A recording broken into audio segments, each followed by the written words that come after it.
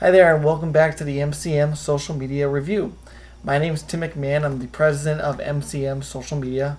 And at the review, each week, we look at different industries and talk about the things they're doing right and wrong in social media. Now, every day, we actually look at a specific business, a specific company within that industry. So this week, we're talking about hotels. And 2 days ago, we looked at the Radisson Hotel in Nashville, New Hampshire.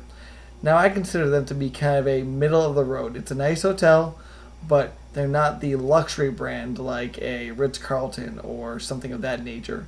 So today I want to talk more about how are luxury hotels using social media. Are they on Facebook? Or are they on Twitter? Or do they see it as something that would maybe negatively impact their brand because it's not where their customers hang out, per se. So 3 things I want to talk about today are brand management, brand loyalty, and how to fill those empty rooms. Well, number one, brand management. What does that mean? That means that people are talking about your brand online whether you're paying attention or not. They're going on different forums, they're going on TripAdvisor and Yelp and other sites like that. And it doesn't matter if you are a really cheap motel on the side of the road or one of the nicest hotels in the world. People are talking about you, good and bad. So you need to manage your brand by being aware of what people are saying and responding when necessary. So a great way to have that ability is simply to allow all those comments to flow to the same place. It's a lot more work to have to go out and check 10 different sites to see what people are saying about you. If you can kind of coordinate all those comments though in a Facebook page, then it's much easier to keep track of what people are saying and to respond to them. I always tell my clients, and especially my hotel clients, that if someone says something negative about their stay, respond to it, but respond publicly. That way, instead of you only making one person feel better about it, you're actually making hundreds, maybe thousands of people say, hey, here is a company that actually pays attention and cares about responding even when service is not quite as good as expected. The second piece I want to talk about is brand loyalty. Now, brand loyalty, especially at the high-end market, I think is very important because I think people who spend a lot of money on whether it's hotels or cars or any other sort of luxury item tend to stay with that brand. Everyone I know who owns a Mercedes or a BMW or a nice car like that tends to keep buying Mercedes and BMWs. Well, I think it applies equally well to hotels. If I always stay at the Hilton or if I always stay at the Ritz-Carlton or other high-end brands, chances are I'll keep staying at those hotels.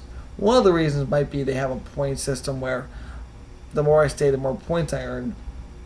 But another thing they could be doing to continue to build that brand loyalty is to have special deals just for maybe they're Facebook members. Maybe they have a private Facebook page just for premier members, and they can reward them with discounted stays and other sorts of discounts. So it's a great way to connect with your loyal customers and continue to build the image in their mind that you are someone who wants to support them and wants to keep them coming back week to week, month to month. Now, the third piece really applies to any hotel, but it's all about filling those empty rooms. Every hotel I know of, on any given night, can have anywhere from 10 rooms to 100 rooms available.